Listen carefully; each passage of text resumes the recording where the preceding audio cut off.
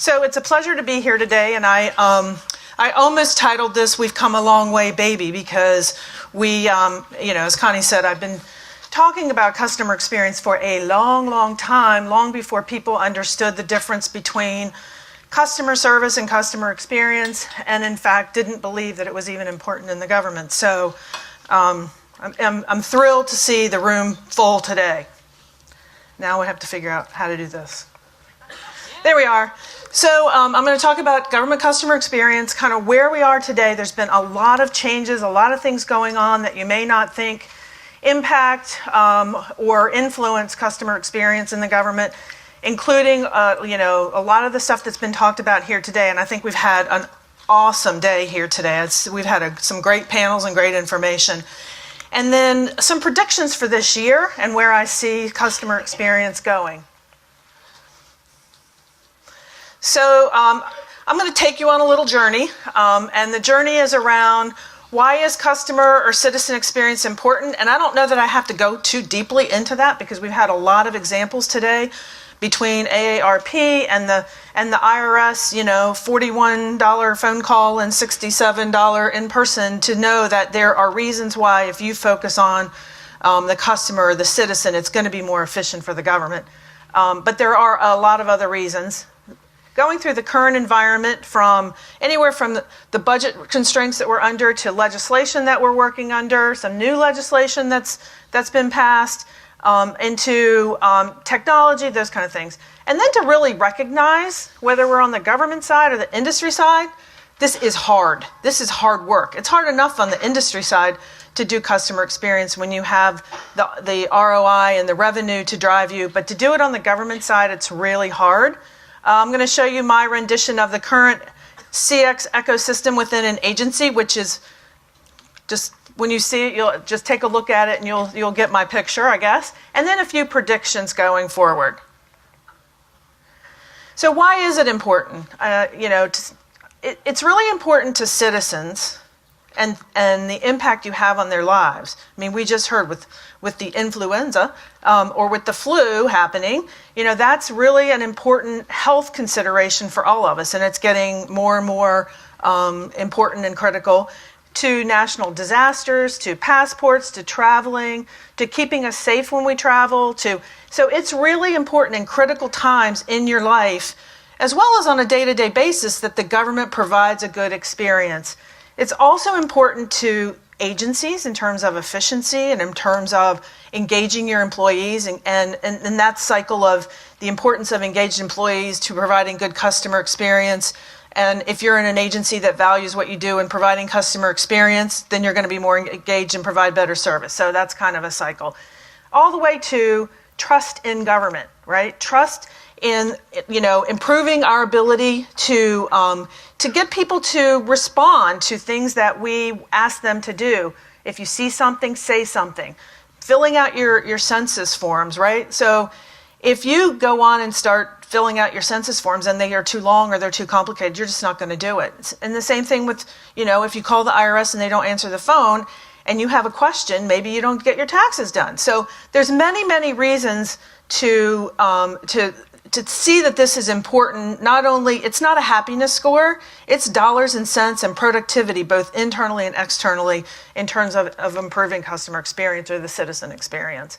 We go back to in the industry side, we've got the ROI to talk about, but there's many agencies, USCIS, State Department, GSA, and the business to business, where being more efficient at what you do is still important. So I'd like to take that off the table when people say it's really not important because we can't. It's not about revenue, but it is about the citizens and their trust as well. So the current environment, it's okay. Budget uncertainties. Should we say more? How many people? We've had one shutdown. Looking at possibly another CR coming up, or probably not just probably, more than likely.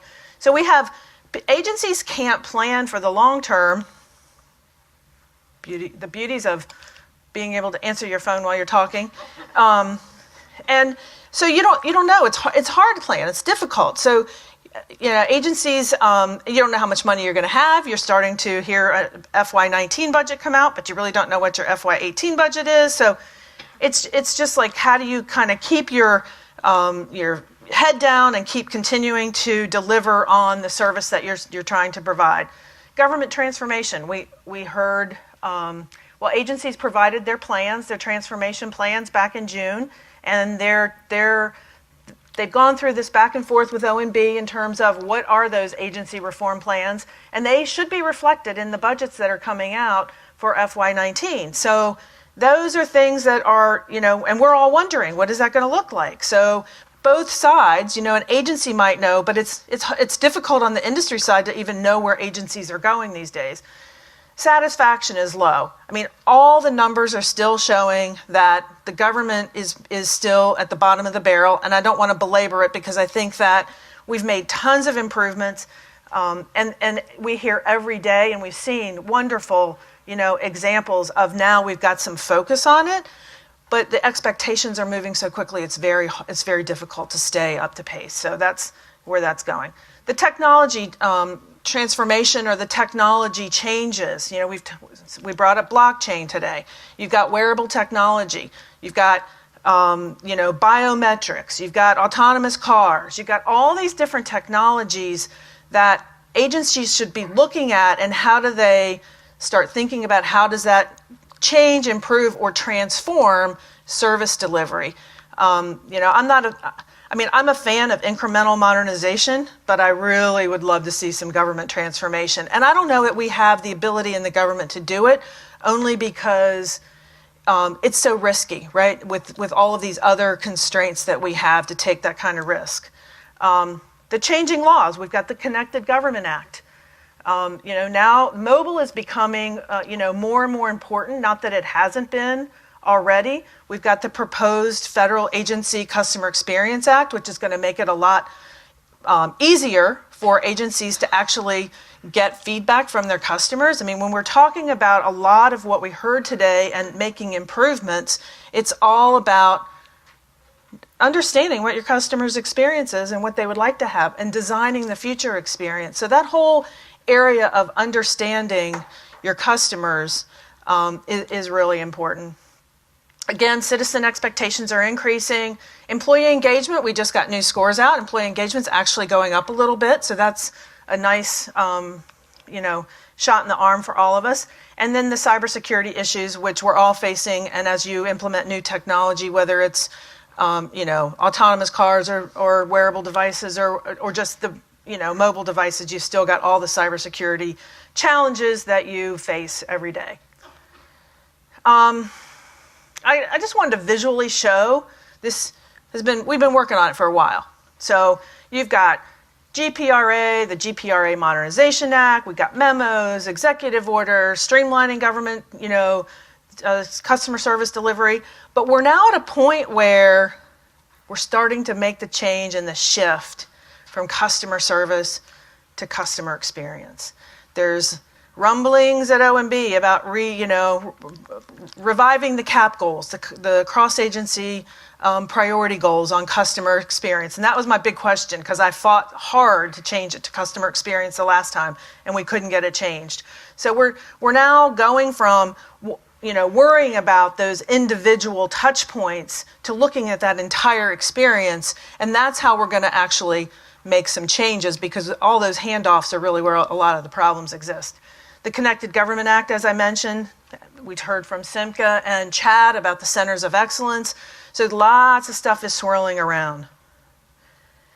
So we have challenges. I tried to capture them in 4 categories. Leadership and governance. Most agencies don't have a person at the head of that agency that really believes in customer experience. And I would contend the only reason USDA is taking the steps that they're taking is because they have a new secretary that believes in it, right? And you heard what his challenge is. And he is shaking that place up big time.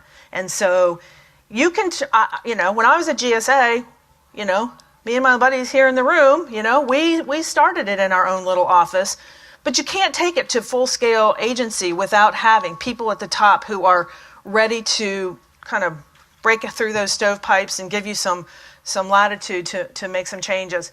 Agencies don't have customer strategies. They really don't have offices, for the most part, that are responsible for the customer. We have some, as we've talked about, the VA, everybody knows the VA has their Chief Veteran Experience Officer. Ex-Im Bank used to have a Chief Customer Officer. Federal Student Aid has a Chief Customer Officer, GSA. And so as we move forward, it's possible that agencies are starting to understand now that by having a single place where you can pull the data together will actually, get you to understand the experience that those ranchers have across those 3 service areas. So that's a really critical thing for agencies to start thinking about. The discipline of CX. When you talk to many in the IT community, they don't think it's their job. But it's everybody's job in an agency. And so Chad and his team and all his colleagues across USDA are starting to learn. They have the ability to implement the technology. They need to be looking at this stuff from the outside in. Thinking outside in, thinking human-centered design. All of those kind of philosophies and techniques are big in the CX world. And I think they're crossing over now, as Kimberly mentioned, between human-centered design and agile development and implementation. All those things are kind of coming together. So I think we're seeing a lot of the pieces. Feedback from customers remains difficult. You still have to get PRA approval. I mean, I have a story about at GSA creating a feedback tool that related directly to the digital government strategy for the 4 questions, and we could not get approval from OMB, and they had to kill the contract. What a waste of money to put something in place and not be able to actually use it across the government. So there's lots of ways to actually be able to collect data from your customers, including just monitoring what the behavior is. Social media is another good way, but it's still a difficult thing to cross over when you're looking at how do you get customer feedback. So we have issues in all the channels, right? Like you have the report, the ITIF report, which came out, and it talked about the issues around mobile sites being not loadable, the design pieces that aren't right, security issues, accessibility. So we've got some website-specific issues. Then we've got some contact center-specific issues because people never really considered contact center. They consider them a cost center, right? They know they cost $41 a call, so how do we not answer the phone, as opposed to how do we leverage the data that we get from the contact center and improve the front end and the digital, the online services so that we can not have as many calls. So that reduces the cost, and all these channels need to be working together to ensure that the experience that somebody has at the end of that journey is a good experience. This aging infrastructure, and I have it in 2 different places here. Many times agencies can't actually make changes in these channels because their infrastructure is aging. They can't implement the new contact center technology because it won't integrate well with the current technology. So that's another issue that agencies are facing. The legacy systems. So we've had this problem for a long time about no funding for modernization, which I think, back to the legislation with the MGT Act, that allows agencies to start, this customer experience thing is like the silver bullet, in my opinion, for CIOs, because this is going to allow them to make changes and be more efficient to actually save the money in their modernization, their working capital fund, that then they can use for other innovations that also deliver, a better experience to their customers or citizens. Internal efficiencies, the stovepipes, the fact that you've got websites that are created, half from the communications office, for content, then you've got the infrastructures back, done by the CIO's office, and then the contact center somewhere in the corner. They just don't talk, right? And so we've got these stovepipes that are really impeding the ability for people to pull this data together, which again, if we looked at it from a customer perspective and outside in through a single office within an agency, you would be able to understand what the issues are with the customers. So here's my little it's supposed to move. It's supposed to spin. Okay, so all these little wheels are supposed to spin, And the point here isn't like, is it, because it was going to come out because it's like, does this really go here and does that go there? But the point is visually that we have CIOs and we have the HR office and we have the CFOs and we have communications that touch websites and contact centers are over here. You got program offices over here, and that you've got, public affairs and IGs and the media and OMB and all of these other pieces that are all spinning around, and you have changing expectations from the citizens or the customers. And so it's okay to say that, it is slow, but at least we're talking about the right stuff. We're making the right, moves, and bringing all of us together like this to share best practices is really one of the best things that we can do. I mean, we talked earlier about, the research that we have in that WPP study. There are a ton of good nuggets in there about how citizens around the world want to interact. The one that Sean mentioned around saving your work and being able to go back to it, there's like many other kind of nuggets in there that show you. And I also think that we saw in the social media area a way to touch that like personalization and empathy relationship that is just getting going within the government. So now I'll give you prediction number one, and I'm already out of time, so we're going to go fast.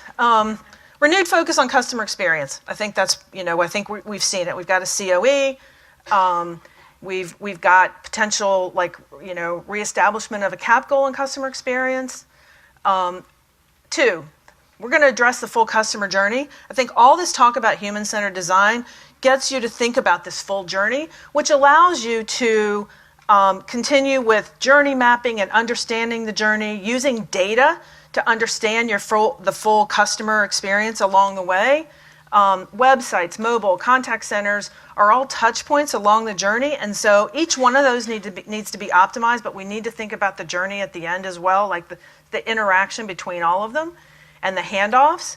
And then it really highlights the importance as you journey map of the internal efficiencies or inefficiencies within an agency, which I think is another prediction around starting, like CIOs and CHICOs and the chief procurement officers or CAOs are all starting to think about how do they improve internal customer experience.